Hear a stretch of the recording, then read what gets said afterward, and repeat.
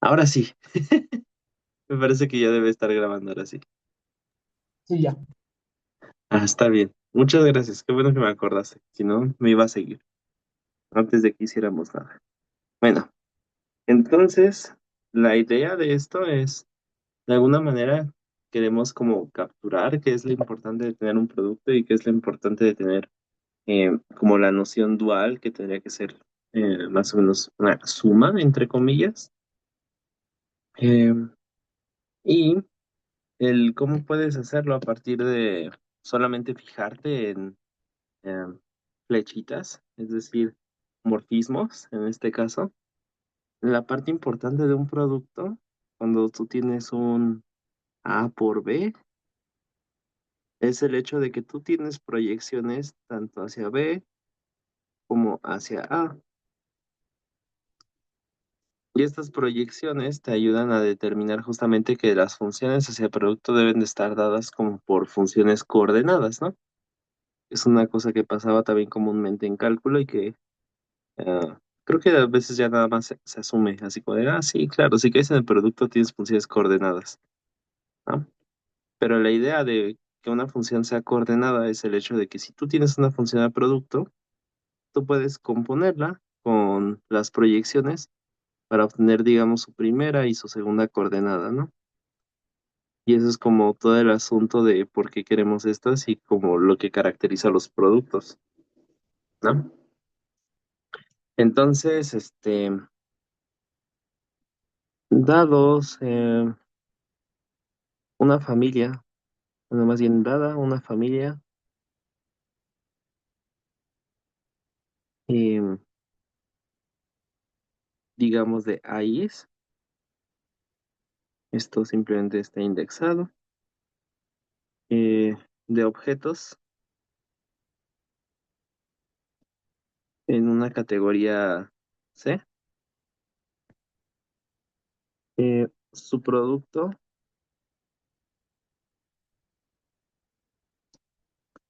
es un objeto que vamos a denotar como de esta manera, parecido a como denotamos los productos usualmente, con una, no sé escribir, con una pi grandota, ¿no? Objeto en C, con una familia de morfismos. Déjenme ajustar un poquito mi tablet porque me está costando escribir así, como la tenía. Ahí está. Una familia de morfismos que sean sus proyecciones. Es decir, tengo una proyección iésima desde el producto en el AI correspondiente. Esto para cada índice que tenga. em, que satisfacen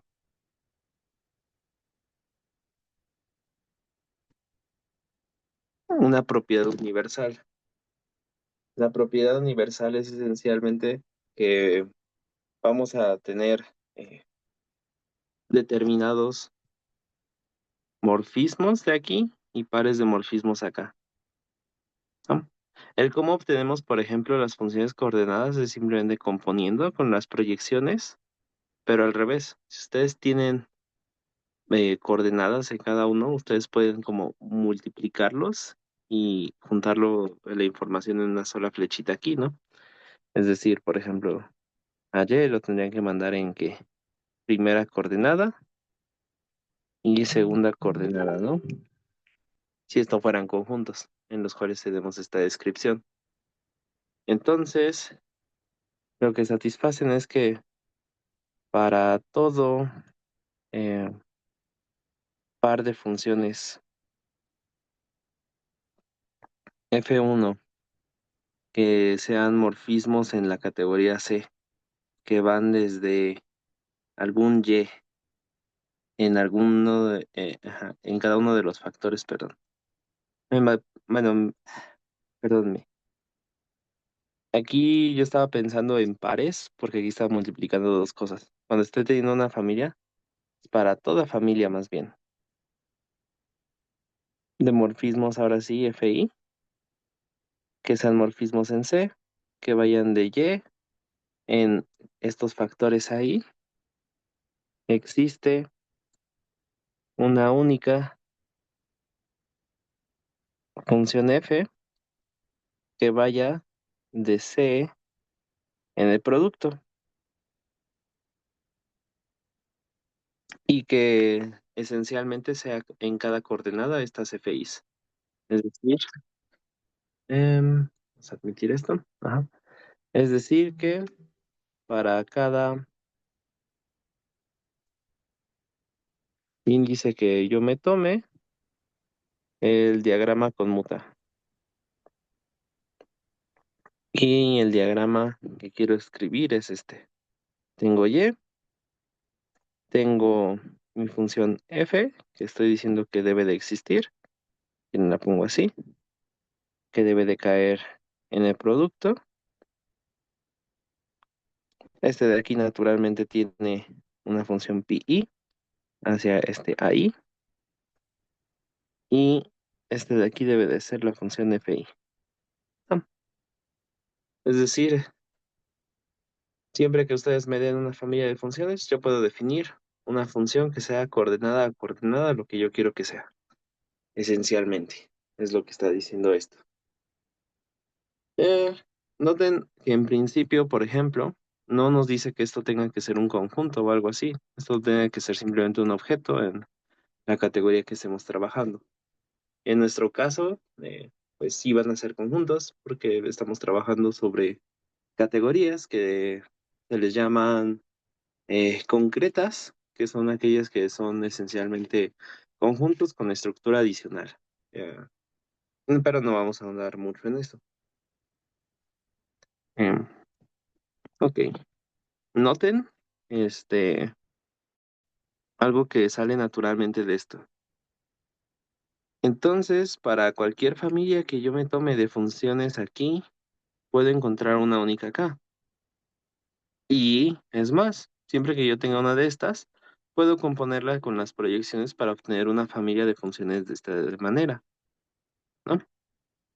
Y además esa función que yo obtenga va a ser, esa función que yo obtenga, esa familia de funciones que yo cree, va a determinar completamente esto por ser única, que conmute estos diagramas. Entonces lo que estamos obteniendo es esto. Si ustedes se toman morfismos que vayan de alguien en el producto, es lo mismo que tomar una familia de funciones que vayan de ese alguien en cada uno de los factores. ¿Ok? Esto de aquí es un isomorfismo natural, es decir, un isomorfismo como funtores. Y eso viene en su tarea probarlo. Así que ya nada más les estoy dando una idea de cómo es que lo tendrían que probar.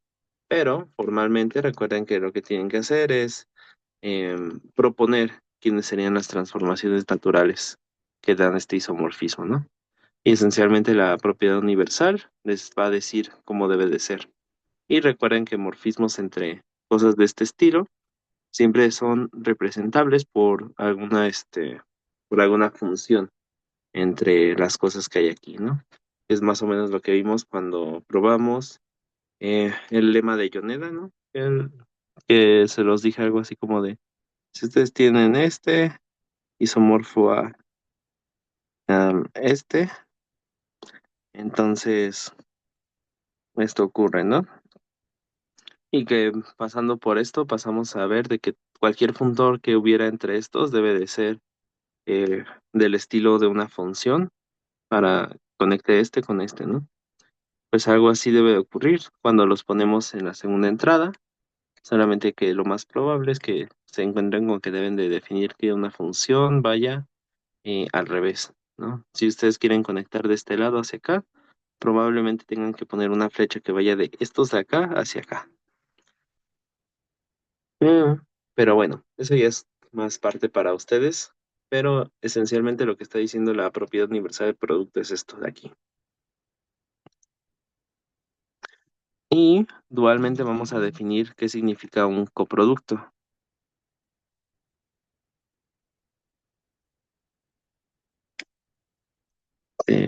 Su coproducto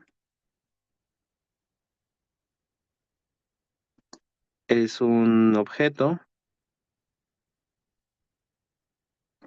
que vamos a denotar igualito, pero volteando el símbolo que iba hace rato hacia arriba, em, de estos ahí, con una familia de morfismos,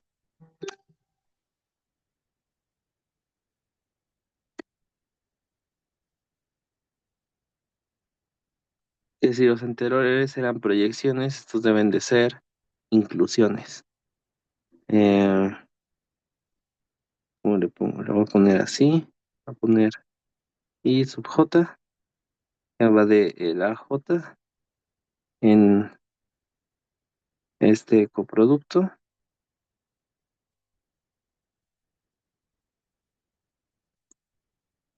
así. Y esta familia de funciones cumple que eh, debemos de tener una noción dual.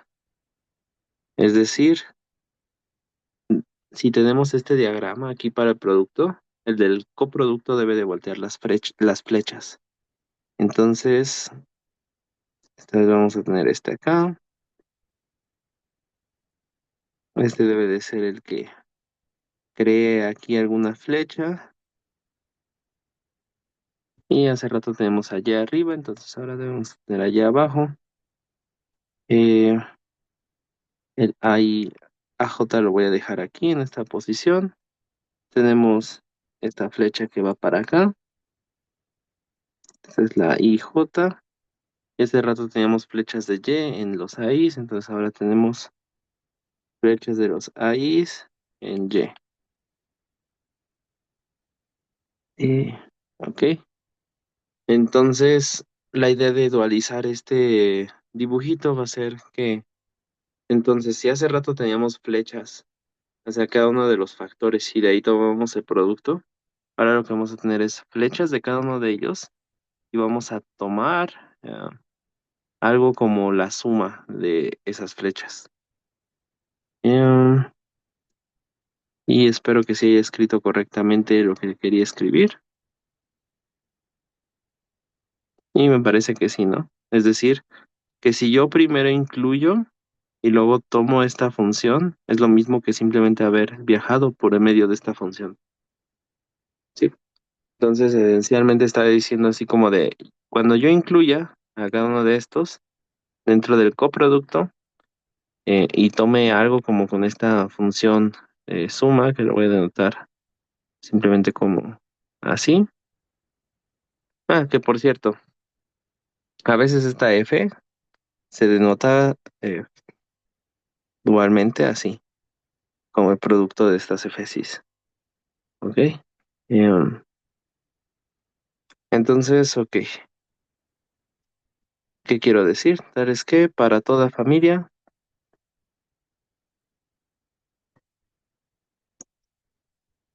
de flechas GI que van desde, ah, sí, cierto, vamos a ponerle GJ para ser consistentes de que tenga el mismo nombre que este de aquí.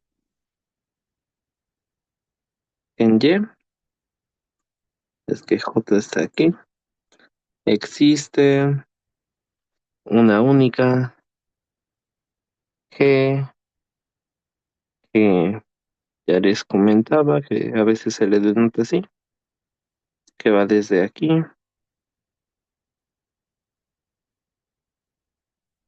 en Y, tal que conmuta los diagramas.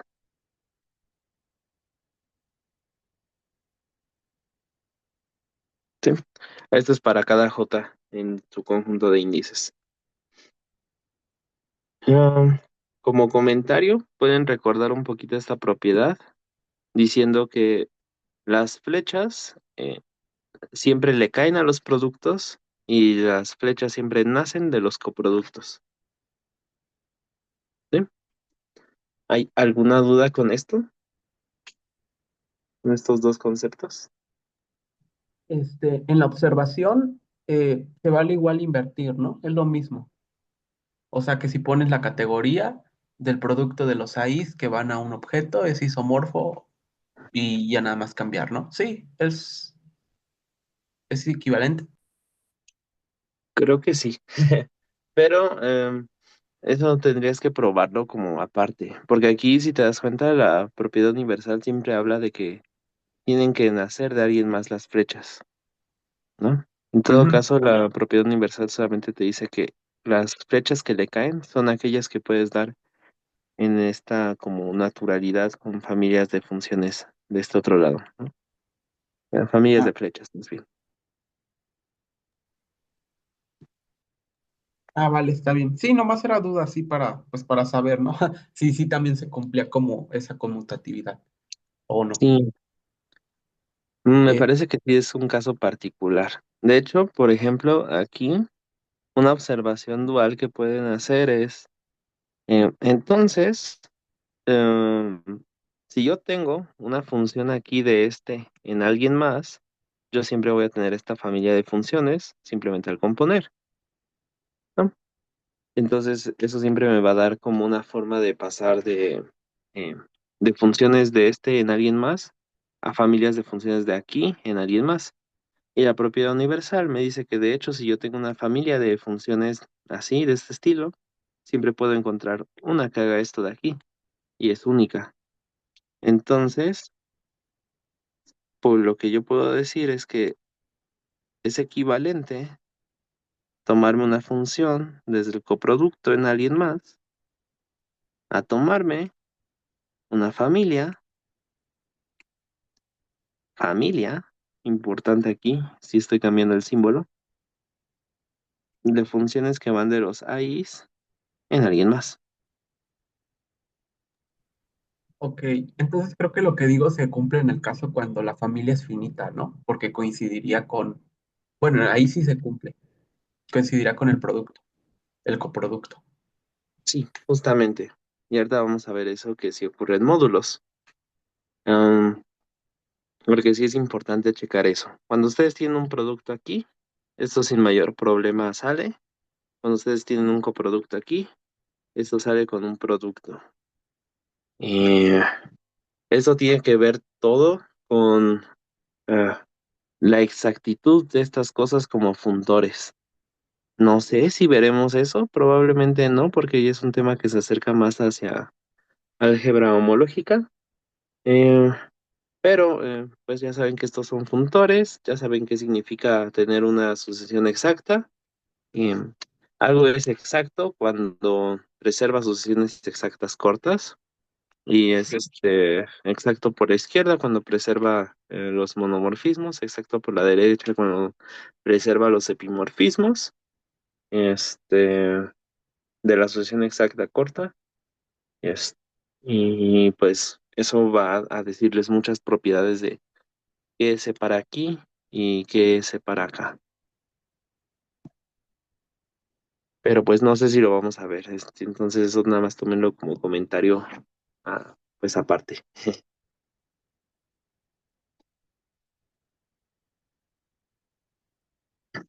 Bueno, pues estas definiciones por sí solas solamente les dice, en una categoría llamamos a esta cosa producto si satisface todas estas cosas, ¿no? Y de hecho, con la propiedad universal debería de ser inmediato poder checar que estas cosas deben de ser únicas salvo isomorfismo. Eso, pruébenlo como tarea, si quieren. Es decir, noten que si hay otro objeto en A que tiene esta misma, bueno, una familia también de funciones que satisfacen la misma propiedad, entonces deben de ser isomorfos.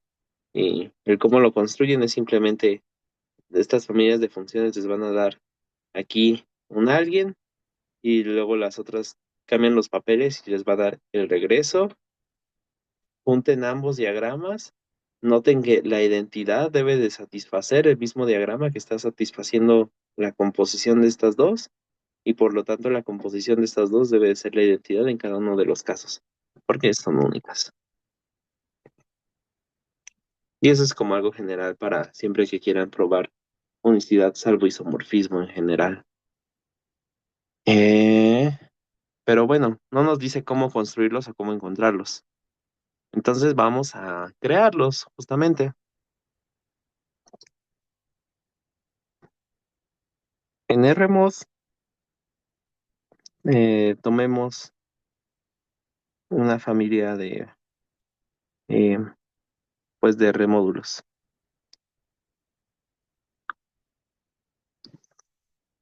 Y esta familia la voy a llamar MIs, y tales que I pues está en algún conjunto de índice. Eh, denotemos eh, como suma directa a estos de aquí, perdón, MIs, su suma directa,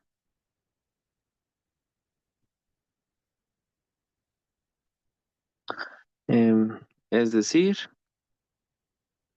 sumas em, del estilo M, ajá, MI, tales que MI vive en MI y MI es cero, casi para toda I en este, ¿no? Es decir, son sumas finitas, la mayoría de estos términos son ceros, y simplemente son cosas que viven en los MIs, ¿no? Eh, la condición para hacer estas sumas va a ser simplemente que las sumas siempre van a conmutar. Siempre que tenga, por ejemplo, yo alguien de M1 más alguien de M2, pues esto se queda así. Y si vuelvo a sumar con alguien más que viva en M1, entonces esto simplemente es M1 más el otro que también vive en M1 más este M2. Y ya. Simplemente no hay como nada más allá. Y su estructura de R módulo va a estar dada como, pues,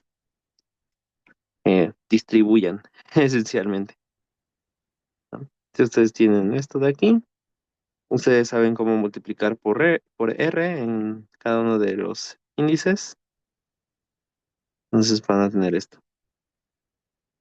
¿no? Esto es simplemente así. Y como estos son casi todos cero, esta suma también son casi todos cero, y no hay como ningún tema. Eh, ¿Sí se entiende esto que estoy diciendo? Sí. No se puede poner como de N1 hasta acá o así, si de todos modos la suma es finita o no es Sí, recomendable. Sí. pues si quieres, también puede ser, pero el problema que yo he encontrado haciendo eso, porque también alguna vez yo lo intenté para hacer mis propias notas y todo ese tipo de cosas, es que a veces acabas con, ajá, aquí tienes algunos índices, este, y pues tienes algunos índices que, digamos J y sub I, ¿no? Algunos de estos índices y luego los sumas con, em, digamos, alguien más. Y esto entonces tiene también índices con subíndices y no terminas sabiendo cómo se pueden sumar esto. Y es medio molesto, ¿no?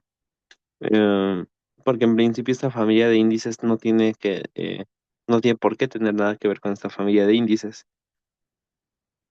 La única ventaja que tiene hacer esto es que si yo escribo esto, más esto de aquí, eh, así.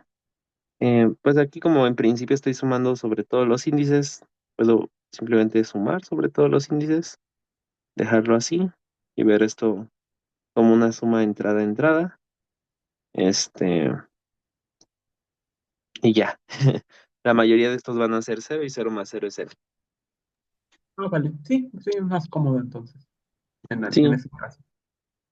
sí, solamente por comodidad creo que es un poquito mejor usarlo así. Em, y chequemos algo. Em, definamos, em,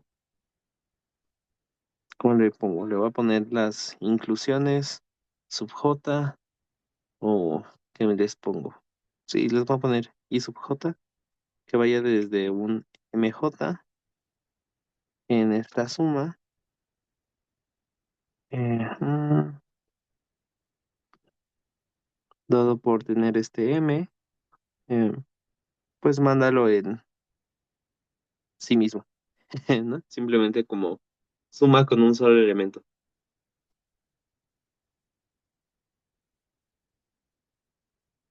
Sí, Sí, va, súper. Que por cierto, noten algo. Esto que estoy haciendo aquí se parece mucho a cuando estábamos trabajando el módulo de un monoide, perdón. Ajá, la R álgebra sobre un monoide. Em, y noten algo. También esto de aquí podemos pensarlo en que estamos poniéndole simplemente valores a cada uno de estos y estamos tomando una cosa finita, ¿no? Entonces también se puede describir como funciones de soporte finito. Me parece que desde el producto hacia R me podría parecer que debe de ser. Eh, pero pues esta forma de escribirlo creo que es un poquito más fácil y espero que se entienda igual de bien, ¿no? Y por cierto, entonces observen algo. Este de aquí, así como está definido, es un morfismo de módulos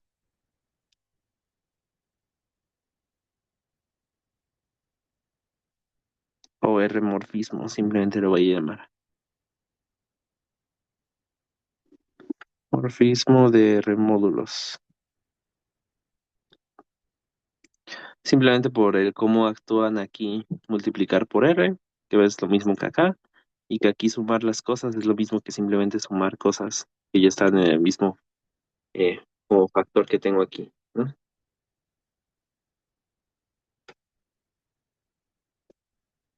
Entonces, pues estos son R-morfismos. em, y vamos a tener entonces a lo mejor que este debería de ser el coproducto, si ya tenemos una forma de incluir. Antes de probar eso, también vamos a definir otra cosa. Definamos, ya la notación es demasiado sugerente, este de aquí como em, el producto literalmente, producto cartesiano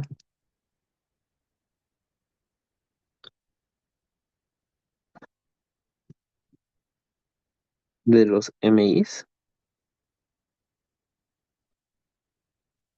Em, y pues, a ver, si yo tengo una tupla de MIs con I en I y la sumo con otra tupla de estas cosas, que esto, por cierto, no tiene que ser finito, esto de aquí simplemente va a ser, pero que no tiene que tener soporte finito más bien, es decir, puede ser no cero en una cantidad arbitraria de entradas, pero simplemente sumamos entrada a entrada.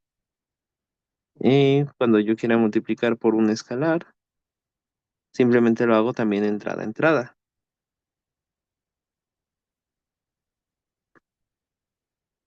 ¿Ok? Observen algo también. Eh, si ustedes consideran también identificando esto como tuplas indexadas por esto, en las cuales simplemente un número finito de MIs son no cero, entonces este de aquí está contenido en este de acá, ¿sí?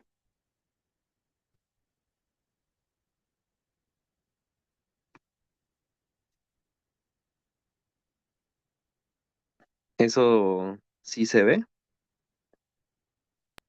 ¿Lo podrías repetir? No sé, no, bueno, yo no lo escuché muy bien. Ah, sí. Pues, a ver, la idea es que estas cosas de aquí se pueden pensar como sumas así, pero tú podrías identificar esta suma así, simplemente con la tupla, eh, esta de aquí, ¿no? La parte interesante es que, ok, esta tupla, entonces tiene una cantidad finita de MIs que no son cero.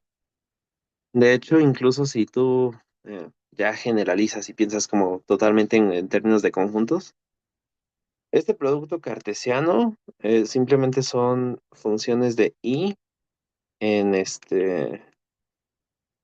perdón, de tu conjunto de índices en, eh, ¿cómo se llama? En cada uno de estos MIs.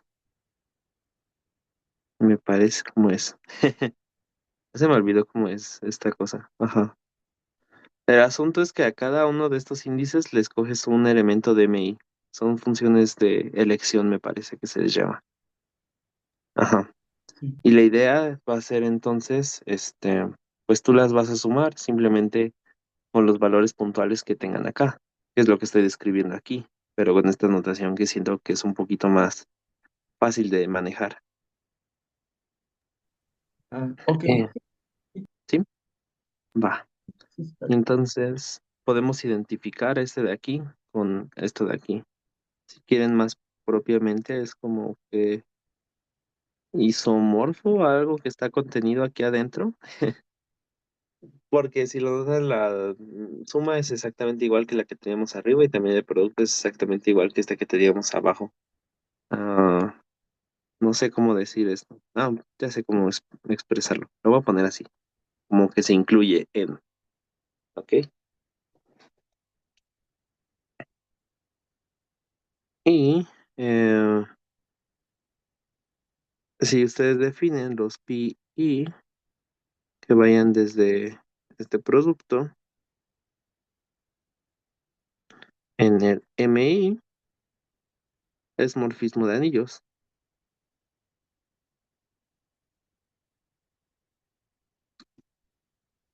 Simplemente por el hecho de que, ok, si ustedes suman aquí cosas, esta entrada les regresa la suma, y si multiplican por R algo, simplemente les regresa R por esa entrada. Perdón, no es de anillos, es de R módulos. Bueno, si los MIs fueran anillos, tal vez podría hacerlo, ¿no? Pero en este caso nada más con R módulos.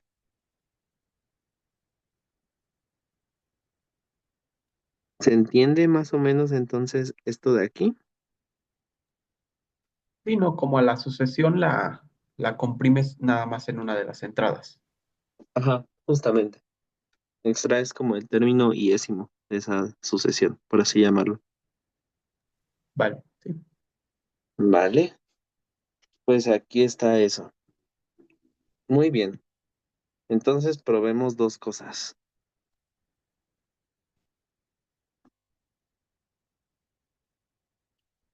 Si ustedes tienen ese de aquí con su familia de funciones,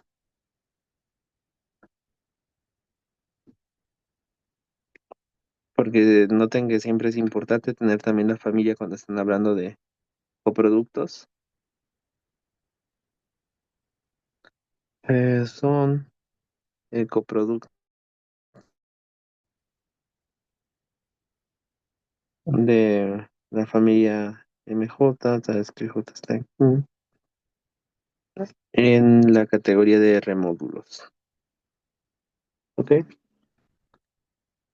Entonces, pues vamos a probarlo. Vamos a tomar una función. ¿De dónde a dónde? Esta es de aquí, ¿no? Vamos a tomar una familia de funciones.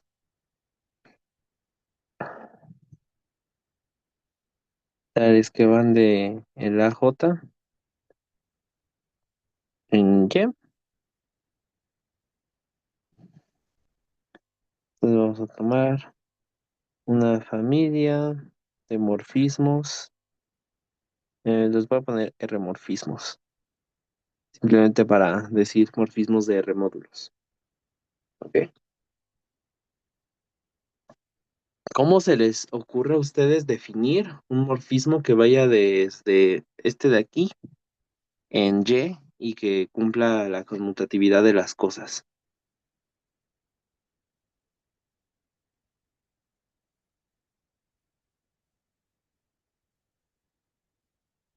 Pues a ver, vamos a hacerlo si quieren con calma.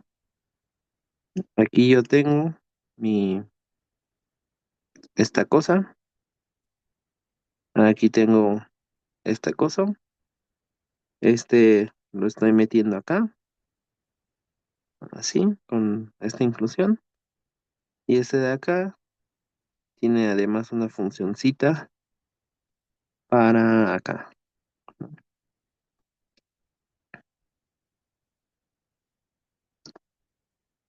Y quisiéramos ver cómo debe de ser esta función de aquí. Entonces, pues lo más fácil es primero verificar la unicidad, porque eso nos va a gritar cómo tenemos que definirla, ¿no? Que ya es un truco que ya habíamos hecho antes. ¿Se acuerdan de ese truco?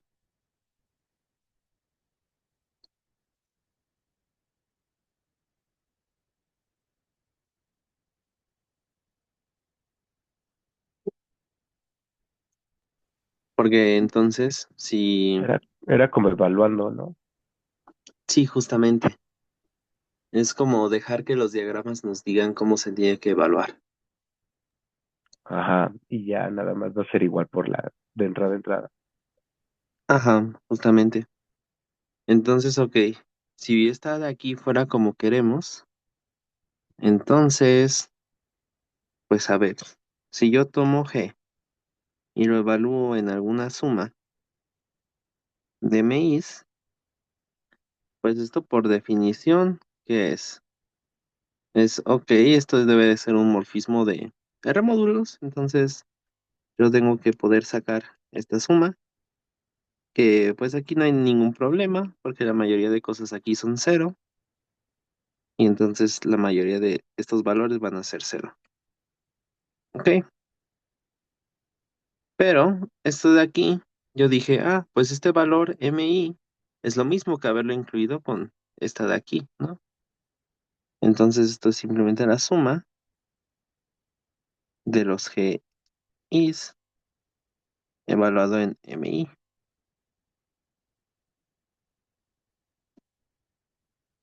¿no? Entonces ya nos está diciendo exactamente cómo se tiene que evaluar. ¿Se dieron cuenta?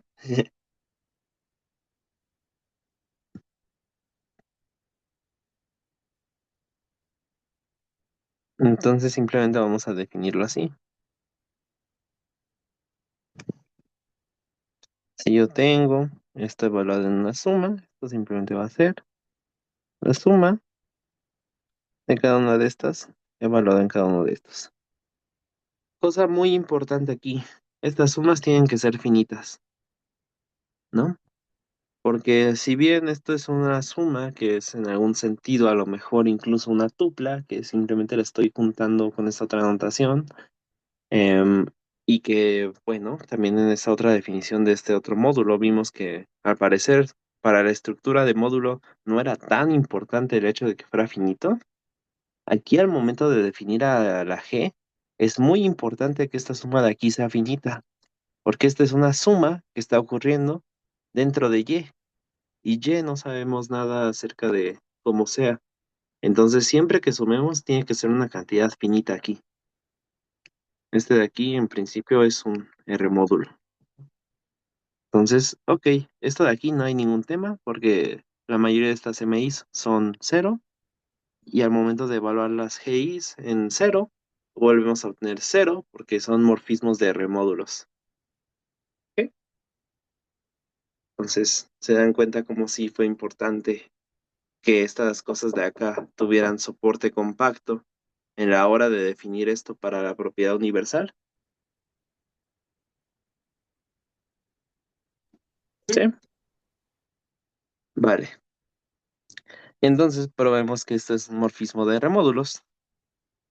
Simplemente observemos que si yo tengo G y lo evalúo en aquí una suma, que de nuevo por eso yo quería esta notación, es muy conveniente para simplemente hacer esto. Entonces G evaluado en esta suma, así por cierto, ahí, nunca me sale bien la sigma. Creo que es el símbolo con el que más batallo, hay que le sale muy chido.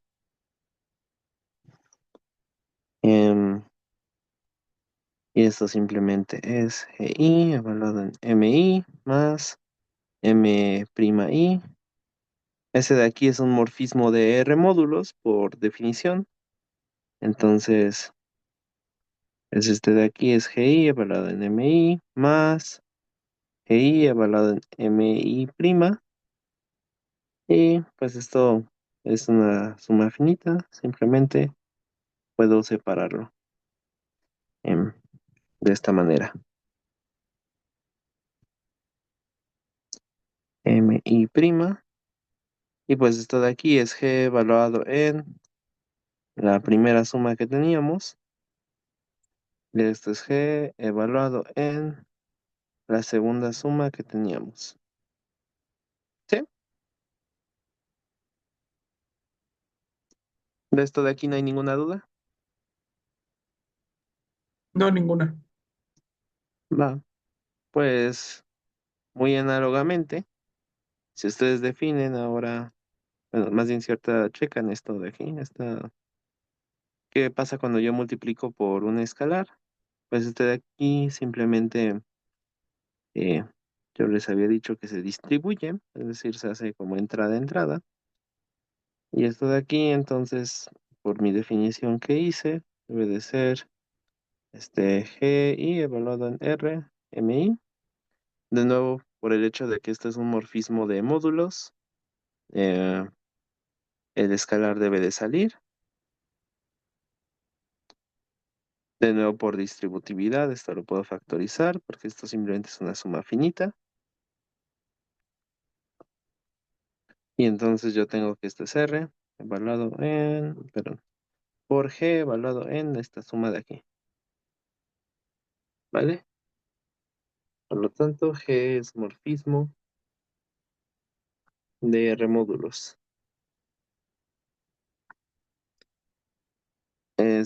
Y cumple la propiedad, ¿no? Cumple lo que queríamos.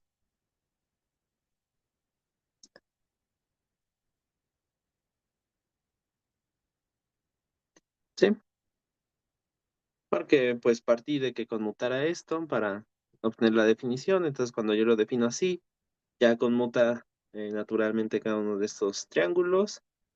Vimos que era único porque se arrojó exactamente el cómo se debía definir. Y una vez que sabíamos cómo se tenía que definir, pues ya simplemente fue una verificación, checar que esto es de verdad era un morfismo de remódulos. ¿Sí? Entonces, ¿hay alguna duda? No. Ok, súper. Entonces ya probamos quién es el coproducto en la categoría de remódulos. Eh, y eh, pues probemos que este de aquí es, bueno, sí, junto con la familia de funciones que van de este producto, que por cierto sí dijimos que son morfismos de remódulos, eso también es importante, es el producto en eh, RMOS, ¿no? En la categoría de remódulos. Eh, entonces, pues veamos, lo que tenemos que verificar entonces es la parte dual, ¿no? Entonces, tomemos una familia de funciones,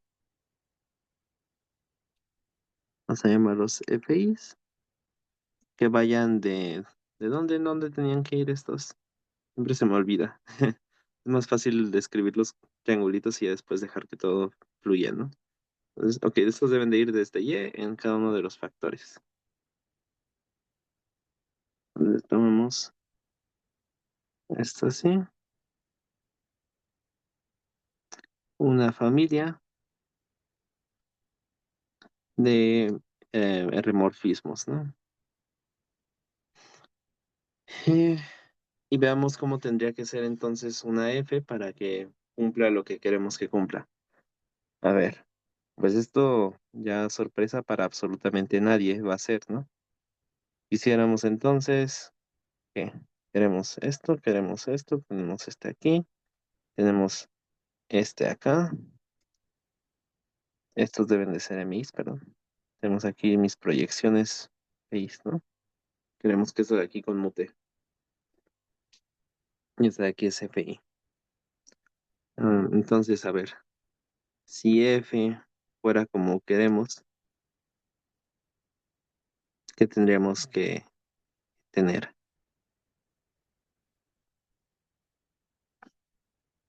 Pues a ver, yo voy a evaluar a F en alguna tupla de valores así.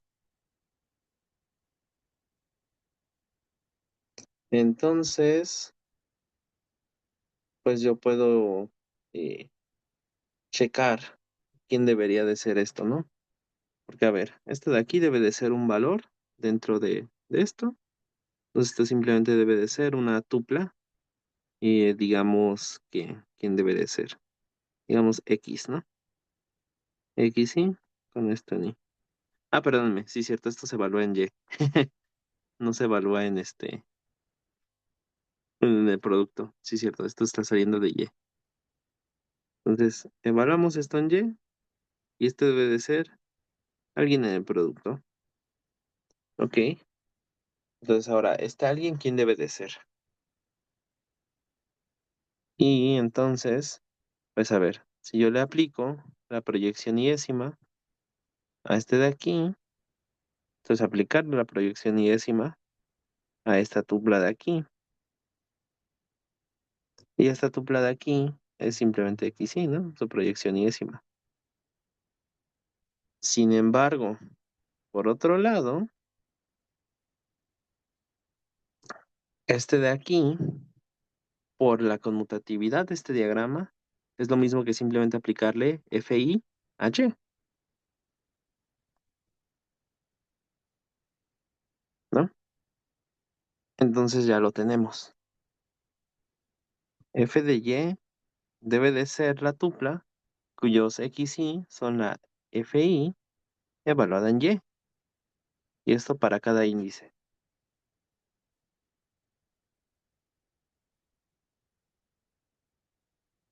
Entonces probemos que esto es un morfismo de R módulos. ¿Ok? Entonces vamos a probar eso de ahí. A ver. A ver, si yo tengo Y más Y prima, este de aquí, por definición, entonces, ¿quién es? Es la tupla con FI evaluado en Y más Y prima. Ahora, estos de aquí son R morfismos o morfismos de R módulos, entonces esto debe de abrir la suma.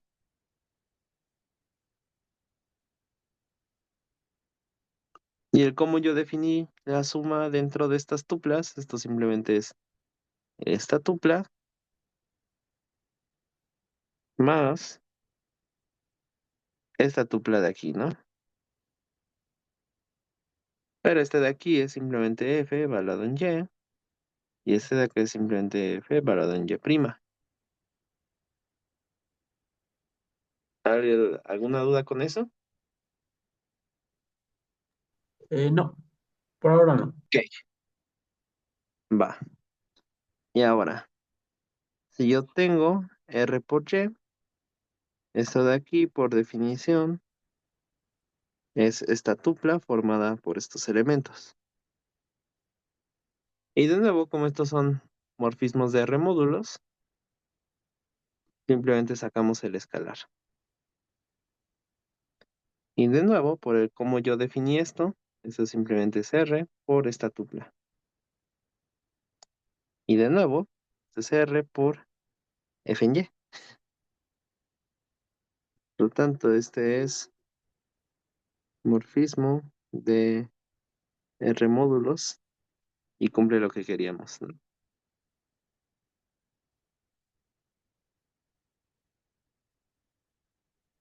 ¿Hay alguna duda con esto de aquí? Sí, no. Ah, ¿eso fue un sí o fue un no?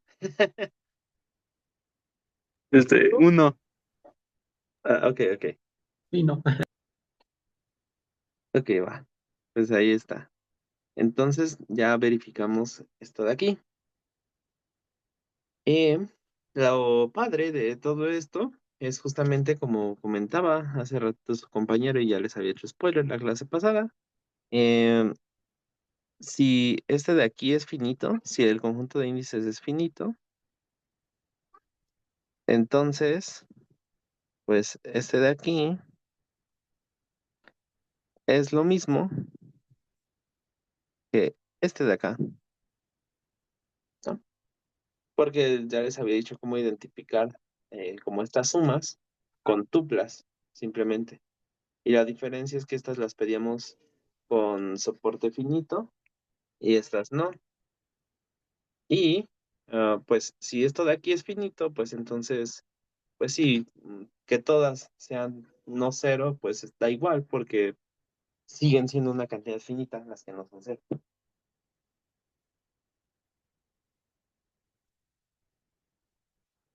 ¿Alguna duda con eso?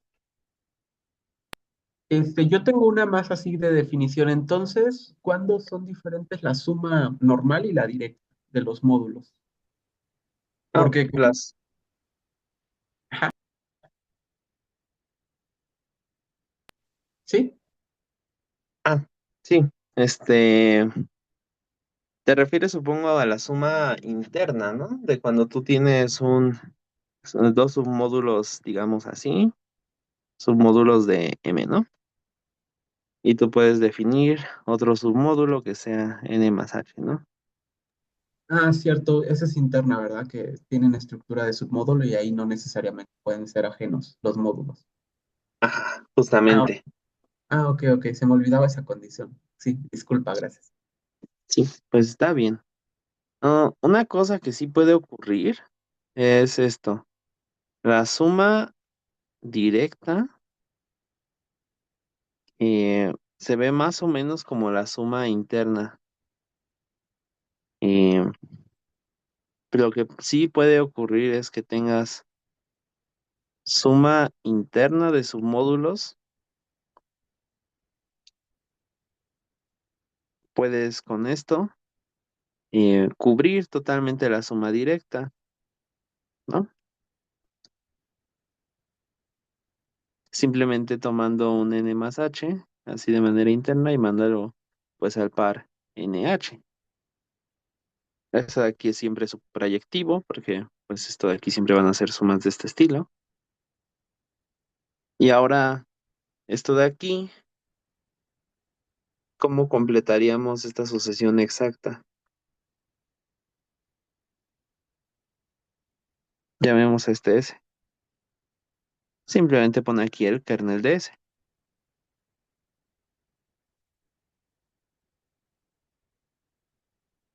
¿sí? Sí. Y entonces siempre tenemos esto de aquí. Por primer teorema de isomorfismo, se debe de cumplir esto de acá. ¿Quién será este kernel? Es el kernel de todas las sumas que sean n más h, tales que nh es igual a cero, ¿no? Ajá, que N y H sean cero, ambos. Ajá, justamente. Eh, me parece que eso de ahí debe de ocurrir solamente cuando están en la intersección. Pero no me acuerdo exactamente cómo verlo. Eso ya nomás me lo estoy ahorita intentando recordar por pura memoria. Pero me parece que este de aquí debe de ser el kernel. Si ambos están aquí, entonces puedes dar una suma que sea un n y un menos n, y eso es el cero y eso se manda en el cero, Ok, creo que sí, ¿no? ¿no? Sí, sí, sí. Sí, creo que es algo de ese estilo. Honestamente no me acuerdo. Pero ese de aquí me parece que es como el tercer teorema de isomorfismo, una cosa así. Sí, se Pero esto parece. entonces, ah, No digo, se parece bastante, porque justo la suma directa coincide en el caso finito con el producto. Ahí podríamos poner n por h, ¿no? ajá, justamente. Y ya Ah, ahí bueno, sí, se le parece mucho al tercero. sí, me parece que sí. Esto si quieren ya la siguiente clase lo checamos bien y también lo relacionamos justo con sucesiones exactas, cortas. Pero una cosa así es lo que relaciona el producto interno con el producto, perdón, la suma interna con la suma externa directa, Vale. ¿sí? Simplemente lo que está diciendo es la suma directa es lo mismo que la suma interna, salvo quitar relaciones pues redundantes de elementos que estén en ambos. En particular, si estos dos de aquí coinciden solamente en el cero, pues este de aquí es el cero y cocientar algo por cero es lo mismo que no hacerle nada, entonces simplemente están diciendo la suma interna es lo mismo que la suma directa en el caso en el que los módulos tienen intersección cero.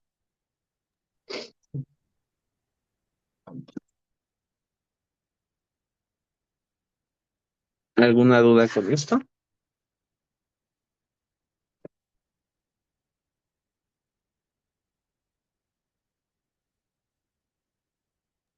No.